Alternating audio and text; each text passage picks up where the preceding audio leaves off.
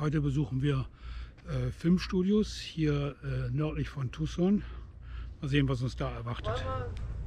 Mal reingehen. Ich komme. Tide is basically the whole town at nighttime for the month of December turns into sort of a Charles Dickens type of feel. Or $70 million. So they made a conscious decision not to film it in California because they didn't have to. You have to understand, most things back then were filmed in a spot to build a set on. And they found this spot. You know, you've seen one, right? Yeah. Oh, right on that where you guys are standing, you're going to see a poster. Okay. Now, we can't really give him the credit for bringing Hollywood to the desert. Even a lot of these costumes we actually got from a fellow that you guys all know, Michael Landon. Wow. Right?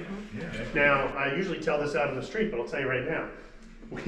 Little House on the Prairie was filmed here. The second season of Little House takes place in a place called Mankato, Minnesota. Anybody from Minnesota?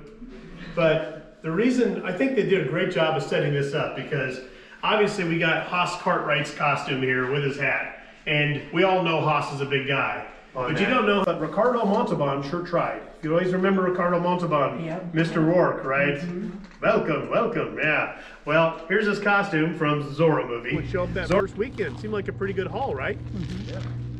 How about 60,000? 60,000 people went to the bathroom, in or around. If you like Maureen O'Hara, yeah, just know that Sam Pe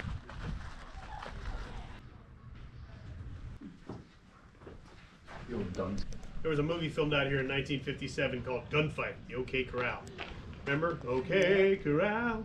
Starred Kirk Douglas and Burt Lancaster. Should be right behind you, okay? That was the Nathan Burdett warehouse. Nathan was Joe's brother. Nathan finally captured Dean Martin. Now he has a bargaining chip to get Joe back. Bravo to be blown up, that was the plan. They'd been storing stuff in it to the day they blew it up. The day they blew it up, they cleared the storage out. Dieses Gebäude ist in vielen Filmen genutzt worden. But they forgot about the second floor. Spent days cleaning the whole town up. Then more days building the warehouse back. And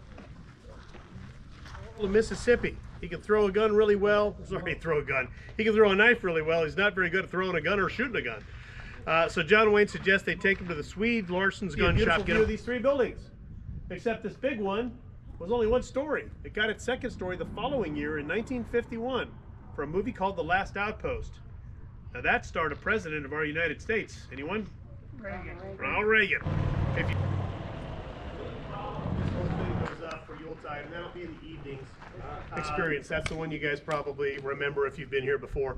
Gunfight shows, can shows, music reviews, food's open, liquor's all over the place. Yeah, so that's where we do our stunt shows. So the guys go up there and climb up that ladder. Holmes, it's out now. And Tom Berenger was in here, and his character met his demise in there. So that was also used in the very opening sequence of the movie Tombstone. That's what a lot of you would probably remember from. And it's at an opera house. Mm-hmm. That opera house was the same building that they used in the movie Joe Kidd for the courthouse. If you see Joe Kidd, it's the same building. Some of these other movies we've been talking about. But they built this on the set. They spent thousands of dollars to have this made. When it was done, the director wanted to take it back to California with him. Because who wouldn't want this in their front yard, right? Right.